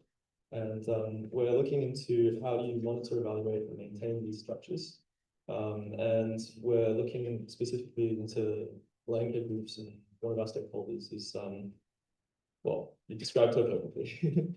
But we're wondering how can we decentralize land care projects so that we're not beholden to the project cycles, and how do we make it so that the projects are in the hands of the community, or how do you make it so these projects last beyond the period that they're funded for? Yeah. I think we come back to these sorts of principles. The problem embedded in the careers that I followed is that the grants change shape and size and rules every 5 to 10 years. And so it's not a problem of decentralization, but it is a problem of scale of funding, consistency of funding, and commitment on behalf of the state.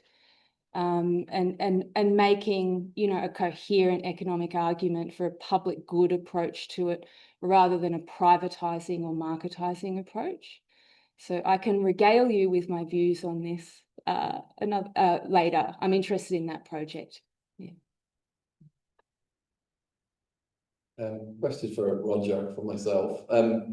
So Roger, you've been studying cities for a long time, and you've been really an expert of housing markets and various things about the city. So reading that book and giving us a really great summary of some of the key claims, what do you see as some of the ways forward for sociology, for example, to engage in these issues? I mean, one thing is obviously taking ecology much more seriously, which is something Thrift obviously does in the book.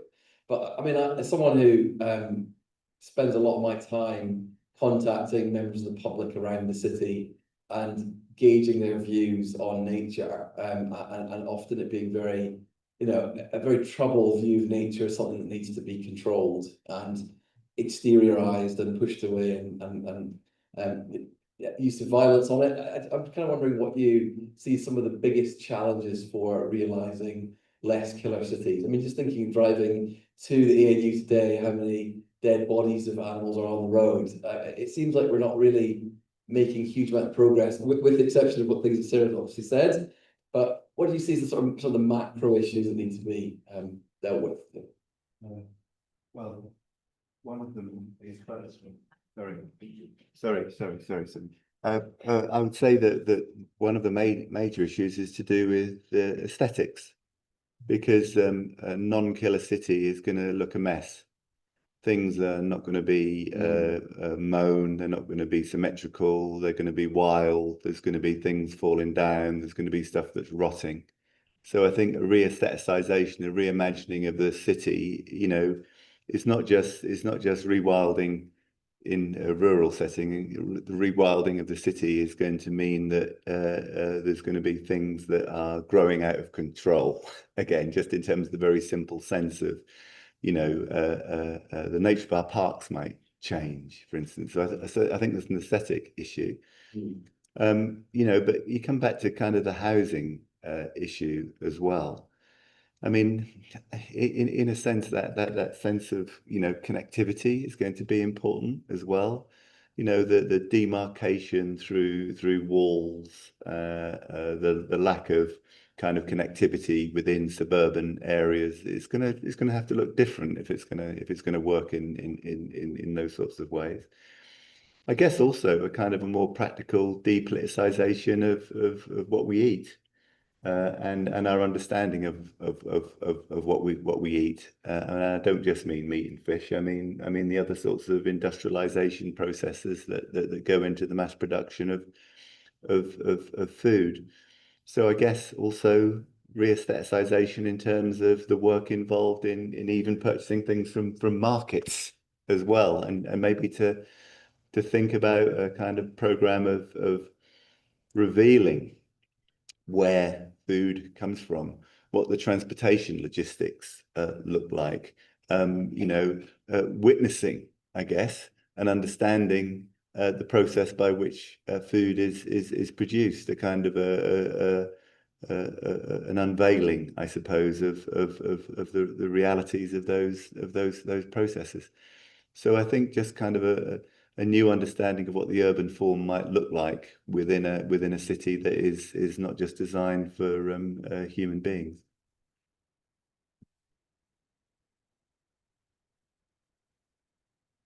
Sarah, I guess I could put that question a bit to you as well about some of the challenges you found in your work in trying to enchant different forms of the community to notice nature and to welcome nature, and particularly, you know, forms of nature that people don't want, how that can be done. Because I mean, I think the example Roger gives is that most Canberrans, for example, locally, can't stand long grass. It's something that really, it's like a terror of long grass that hasn't been mown and cut around, you know, nature reserve, which we know is a really important corridor for creatures to move through. So I kind of wonder how you deal with these kinds of issues of where the community's at, being it's so diverse and so, you know, so different levels of understanding and knowledge of how ecology operates as a messy thing. Yeah, I mean, it's a good question. I'm a very optimistic person, in case you didn't get that.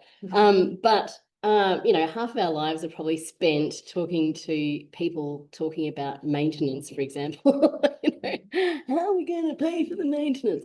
You know, so I mean, I'm very realistic as well. I think there are a few ways to answer this. I think one of the key things that we are going to work very hard on over the coming 5 years. I just got a laureate fellowship to do this work for the next 5 years. It's pretty exciting. Is the urban form and challenging it. You know, the way that we build our cities in Australia is in 3 main ways at the moment. Urban sprawl, and it seems limitless. I know it's the same in Canberra, it's the same in Melbourne, Brisbane. You know, it's growing into literally our most endangered ecosystems in Australia. Places that have less than 1% of their original extent left, and we are still building homes on top of it. That's a poor place to build places for homes for people. You're setting up for failure. quite frankly. They're not even affordable. I don't know if any of you have actually looked at the cost of these places, but they're sold as being affordable. They're not. And they're just catastrophic in terms of nature connection. You know, you probably see these ads of like, come to, you know, Cloverton Hills or whatever it is, and, you know, women, you know, flouncing about with their children in the long grass. But there's very little actually access to open space. And pretty much, I don't know if you've seen aerial photographs, but no backyard, one tree in the streetscape, pretty much no front yard. Sometimes it's like synthetic turf. It's like as far as you could disconnect someone from nature, and, you know, without intentionally trying. But anyway, so there's that. Then there's the inner city kind of high rise, which we do exceptionally well, if you like, in Melbourne.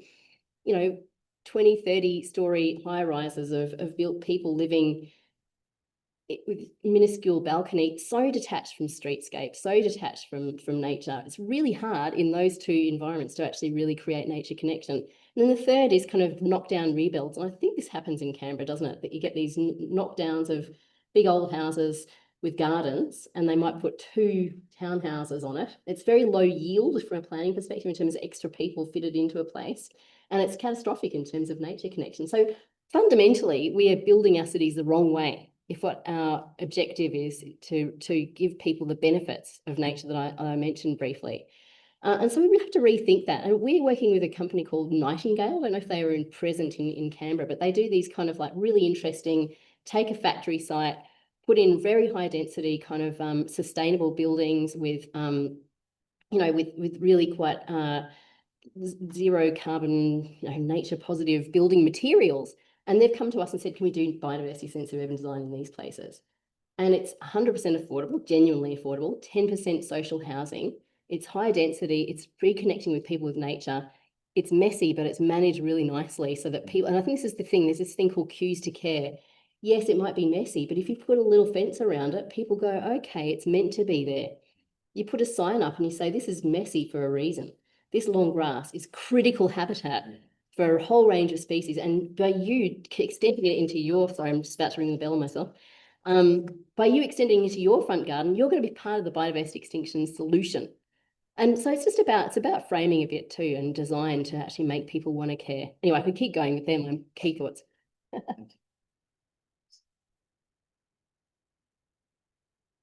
Thanks. Just a follow-up question, query, exploration. You know, in Canberra, there's going to be a big battle over the next 3 or 4 years for a place called the Western Edge.